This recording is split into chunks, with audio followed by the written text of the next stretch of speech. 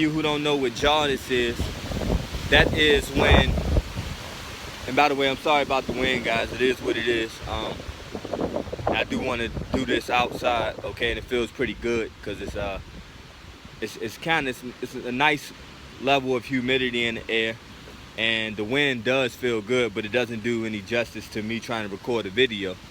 But the thing is, guys, so jaundice now, this is when you have a baby that when they're born, they have a yellowing of skin, and to make a long story short, they have a yellowing of skin, and it's like it's a pigment. I don't even want to call it a pigment disease, or I don't want to call it a pigment problem. It's just a condition of a particular type of baby or person. Okay, it just is what it is. It's almost like saying I'm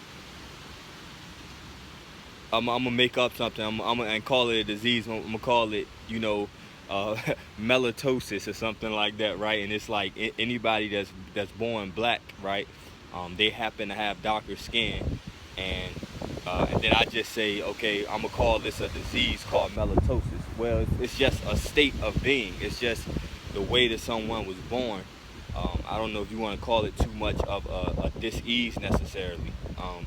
And the thing about it with jaundice, a reason why I feel like I'm supporting and saying this is because in some cases, okay, in some cases, jaundice has no negative effect per se on a baby.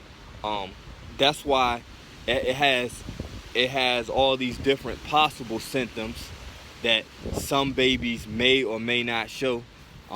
Some may not show any of them at all. For example, I had jaundice when I was a baby, okay, and I didn't really have any real symptom, like anything to where you can call it a disorder or a disease. It didn't threaten me in any kind of way. I started off with yellower skin, okay, and as my mother had to sit me in the light, in natural sunlight, for a certain amount of time, then the pigment, came through. Okay, but I never really, I don't think it ever really threatened my life. I didn't have any real issues. Like some of the issues that some babies, that they do attach to some babies' jaundice, okay, is like a liver issue. I forget the name of the condition right now also, but I can explain what the condition does, which is probably better than just telling you a name.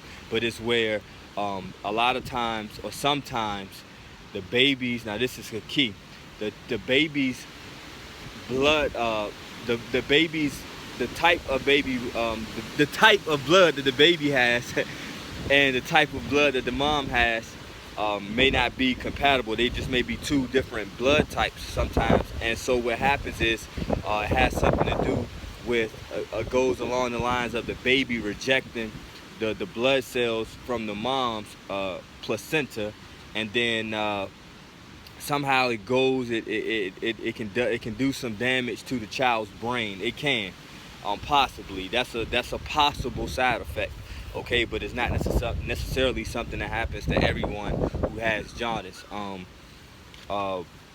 Another issue sometimes is, and really, that's pretty much the biggest issue that they can try to attach to jaundice. Okay.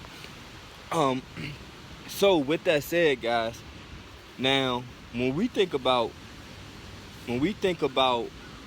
side effects of things, okay, side effects are always possible side effects, and they're not necessarily a reason or a cause, or what I would like to call the mitochondria of something, the powerhouse, the center of a so-called issue. Okay, so for example, if a person smokes cigarettes or drinks coffee, a possible side effect is stained teeth, right?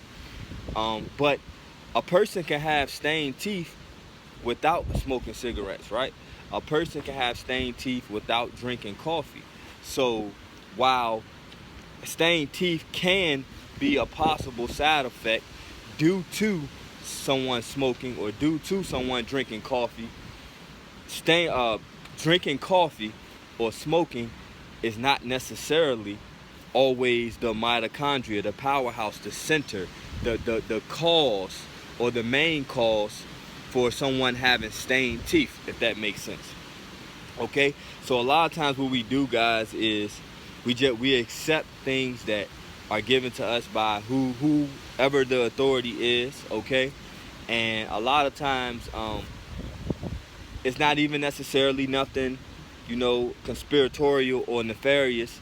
It sometimes it's just people do the best they can from their perception, and then whatever trial they put things through, whatever experiments and studies are done, they come to certain conclusions based off of their understanding. Okay, and so then what a person does is they bring forth whatever their understanding of something is. Okay, and then, like I said, sometimes you'll have trial to back things up.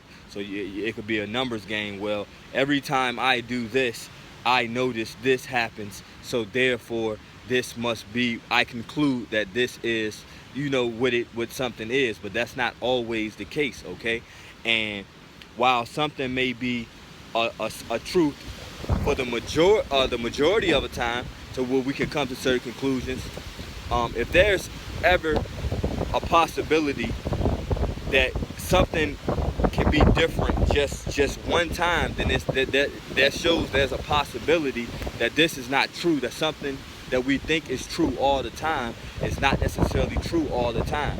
Okay, no matter how rare it may be, it proves that we don't really know pretty much anything like we think we know it. Okay, and I'm sure for anything that we think we know, there can be at least one case found, okay, if you do enough digging and enough research, one case of something that we think is set in stone, that we think is a fact, that we think we know.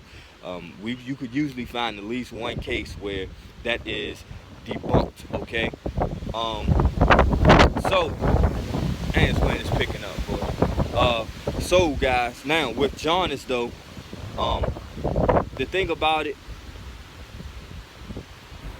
I think that this is something right here, guys, that this is not going to be, it's not going to be necessarily any scientific proof behind it. Like I said, at some point, anybody that's scientists, some of our earliest scientists, right, some of our earliest policy makers and things like that, you know what I mean, what we consider to be normal, okay, is only normal because for the most part, someone else have come to conclusions, and then we just accept things, right? And so the thing is, guys, with this right here, it might not have a lot of science behind it. What you have to do with things is just test logic, okay? And just if certain things make sense. Some things just make sense, and it's something to ponder and think about, okay? And that's that's how you expand your perception, okay? You don't have to take everything and run, but you can ponder different things and let it marinate and see what grows from it, what makes sense, what doesn't make sense. Okay, now, like I was saying with jaundice, guys, if you notice, it's a light thing. I don't want to call it a dis-ease. It's a light thing. Okay, and so take into consideration that, like, let's just use logic, okay? There's certain babies, right? Certain people that are born that do require light. That require light off of the rip, okay? Off the jump, okay? You have to ask yourself, like I said, people, doctors, scientists may give certain, they may see certain things and then give it a reason. But just because they come to a certain conclusion, and this is their reason behind, this is their effect to a cause, okay? Then and because they say that doesn't necessarily mean that that is the cause of an effect, I guess I should say. So if they tell you that, okay, jaundice is a baby having an issue with their liver early on, and it's usually an issue with babies that are premature and things of that nature. Those may be some commonality, some things that they do see, they happen to see, that correspond with some kids that do require light, okay, when they, pretty early when they come out the womb, okay, but that doesn't necessarily make it true all the time, okay. Now, uh, some babies may just have something with their DNA to try to keep this simple and not as woo woo, or not too out there. Let's just consider the fact that some people, it may be something in their genetics where they require light, okay? They require a certain amount of light as soon as they come out the womb, okay? Because you ask yourself, why do some babies have this and why do some don't? And why many don't, and some do. And especially when when that baby doesn't appear to have any other health issues, okay? And then they go along in life fine. It's from a health standpoint. So that's just something to consider. Is your child, was your child a light baby? Okay. Is there an aspect of light? Now, mind you, we all pretty much come from the sun. We all need the sun. We all have metabolical processes that can't be carried out without the sun. Like when we get vitamin D from the sun. Okay, so don't get it twisted. But so that's a practical way of looking at it. You know what I mean? Just think about that. But is there some people who may have a little bit more or a genetic, I guess you could say, predisposition to need light, like where light may play more of a factor in their being than, say, the average person. See if hopefully I said that, hopefully that made sense and I said that properly. Okay, and that light could be a factor. So yeah, you have two, like, because with a person's DNA, with a person's genetics, your mom and your dad is not the only factor. Okay, you pull genetics from all sorts of people in your gene pool. Okay, you pull genetics from brothers, sisters, aunts, uncles, grandmas, granddads, and so forth, and not just first and second generation. I mean, you pull things from, you pull specific genes per se from maybe even people who's 2 and 3 generations removed from you, who you never even knew, never even saw their face. Okay, so with that said, guys, it's just not, it's just not, oh, I'm made of the genetics of my mom and my dad, and that's all that was a factor in me being born. Okay, and then I thought something, one of these logical clues, okay, that makes sense is a lot of people with jaundice, okay, a lot have different blood types than their mother, which means that a lot of times children tend to have the same type of blood type as their parents. You know what I mean? So that shows too that there may be another factor involved. Okay, and then jaundice babies, as they grow up, they are a bit different. Okay, if your child's more reserved growing up naturally, it may seem a little weird to other kids or other people. They may feel uncomfortable around other kids and other people a lot. They may be more antisocial in the aspect of not truly really understanding people naturally, just not really being comfortable and fitting in naturally, having to get a wealth of information and time around people first to try to be able to understand them, and things like that, because your child just may be different, but there's gifts that comes along with it too. So cultivate it, okay? Give your child good food if your child have jaundice. Give them light food, fruits, vegetables. I always tell you.